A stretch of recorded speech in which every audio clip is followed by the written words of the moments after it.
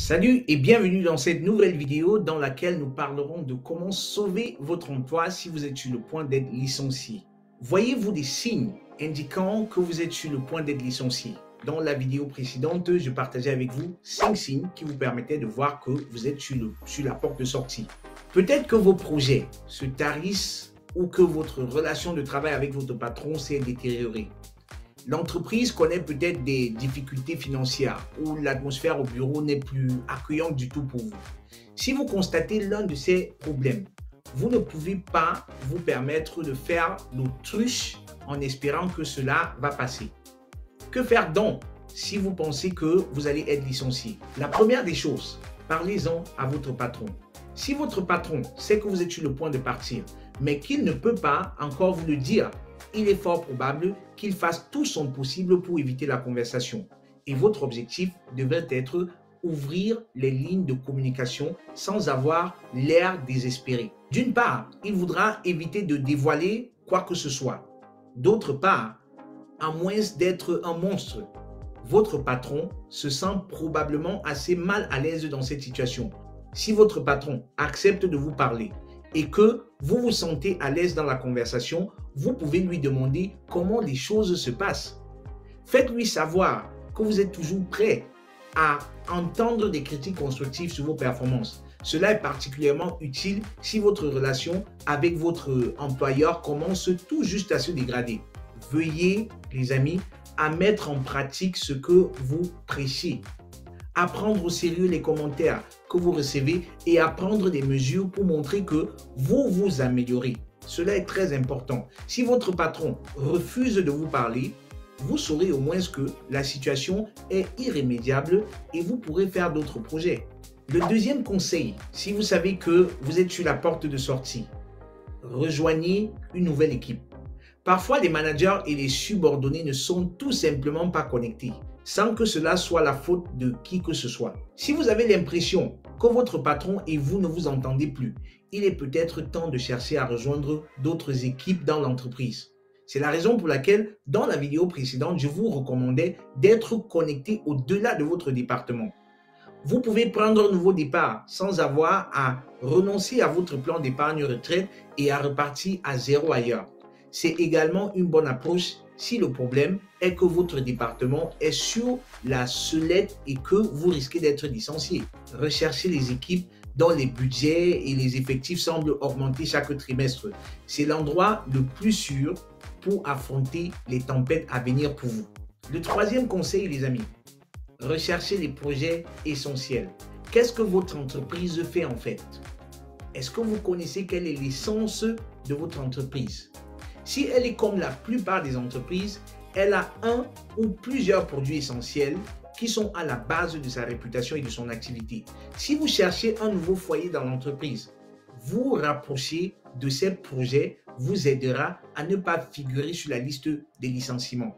En mots simples, cherchez les projets essentiels de l'entreprise, cherchez à travailler sur l'essence de l'entreprise. Parce que les premiers sur la liste de départ, ce n'est pas ceux qui travaillent sur les projets les plus pertinents de l'entreprise. Donc, rapprochez-vous de ces projets, faites tout pour travailler sur ces projets. Quatrième élément, faites un examen de conscience. De nombreuses entreprises procèdent à des évaluations annuelles de leur performance. Mais un an peut être une longue période dans votre parcours au sein d'une organisation. Demandez-vous si vous atteignez toujours vos objectifs. Et si vous progressez dans les domaines à améliorer, est-ce que vous vous êtes amélioré par rapport aux critiques qu'on vous a faites dernièrement? Si vous n'êtes pas à la hauteur de votre propre évaluation, établissez un plan pour remédier à la situation. Ensuite, assurez-vous que votre patron soit au courant de ce que vous faites. Super important, votre patron doit savoir ce que vous faites. Beaucoup d'employés pêchent à ce niveau. D'autre part, si vous avez l'impression de faire ce que vous devriez faire, demandez-vous si vous le faites savoir aux bonnes personnes. Il ne s'agit pas seulement de ce que vous faites, mais de ce que l'on vous voit faire. Si vous n'aimez pas vous vanter, rappelez-vous que personne ne sait à quel point vous travaillez dur si vous ne leur dites pas. Si vous ne faites pas la promotion de votre travail, qui va le faire à votre place? Ce n'est pas de la vantardise, du moins si c'est vrai. si ce que vous dites est vrai, cela n'a plus rien à voir avec la vantardise. Et si vous ne dites pas à votre patron ce que vous faites, quelqu'un d'autre va s'en attribuer le mérite. C'est comme ça que ça fonctionne en entreprise.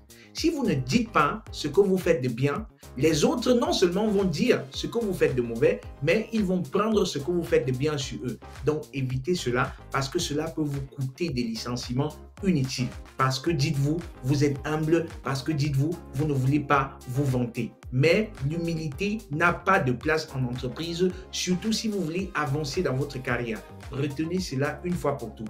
Le cinquième élément, si vous avez essayé d'arranger les choses avec votre supérieur, d'améliorer vos performances et de vous allier à un autre service, mais que vous n'y arrivez pas, il vous reste une dernière carte à jouer.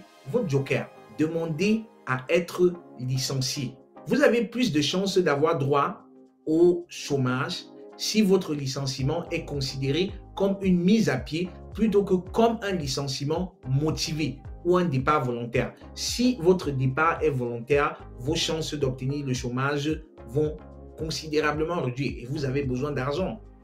Du point de vue de l'employeur, un licenciement est également préférable, même si cela implique de verser des indemnités de chômage, parce que il peut vous demander de signer un document qui va attester que vous n'engagerez pas de poursuite judiciaire pour licenciement abusif. C'est ça l'avantage de l'employeur.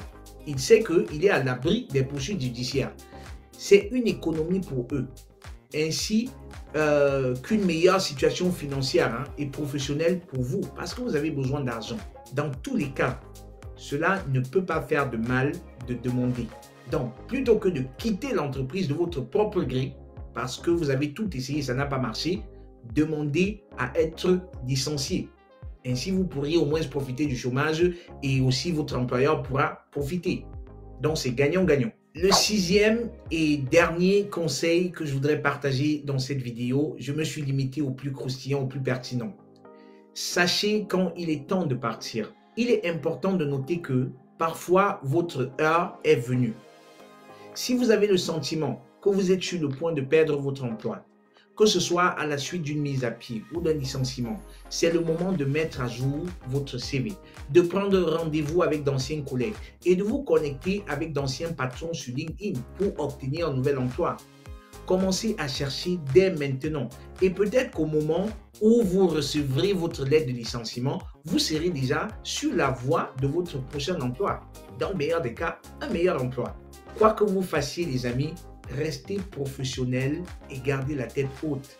Je sais combien cela coûte mentalement de perdre son emploi, mais vous devez garder la tête haute parce qu'il y a une nouvelle épreuve qui vous attend. Et dans cette nouvelle épreuve, vous devez être ambitieux, vous devez être dynamique, vous devez être séducteur. Certaines des personnes qui ont le mieux réussi dans le monde ont été licenciées et ont réalisé de grandes choses, à l'exemple de Steve Jobs ou de Oprah Winfrey, que vous connaissez. Steve Jobs, pour citer son cas, il a été évincé de sa propre entreprise. Un revers n'est pas nécessairement un jugement sur vos capacités aujourd'hui ou à long terme. Ne prenez pas un licenciement personnel. Cela a à voir peut-être avec vos compétences, mais cela n'a pas à voir avec votre personnalité. Ce n'est pas parce qu'on vous a licencié que vous êtes une mauvaise personne. Non, ne prenez pas cela personnellement. Et puis qu'un licenciement peut vous permettre de connaître quels sont vos manquements, quelles sont vos faiblesses et d'améliorer cela pour le prochain emploi. Prenez ce que vous avez appris et passez à des choses plus grandes et meilleures. Et si vous avez besoin d'être accompagné pour votre changement de carrière, cliquez les liens dans la description pour profiter de nos services d'optimisation de CV et de rédaction de lettres de motivation et aussi de préparation intense aux entretiens d'embauche dans lesquels je ferai de vous des as des interviews. Merci de liker et de partager la vidéo si vous l'avez aimé. Dites-nous dans les commentaires comment anticiper et éviter un éventuel licenciement. C'était Constantin pour vous hisser au sommet de votre carrière professionnelle. Portez-vous bien et à très bientôt. Ciao. SSR, pour te remettre du chômage et retrouver la passion, la créativité, l'engagement et enfin le résultat. Une seule nouvelle rencontre, tout change dans ta carrière avec SSR.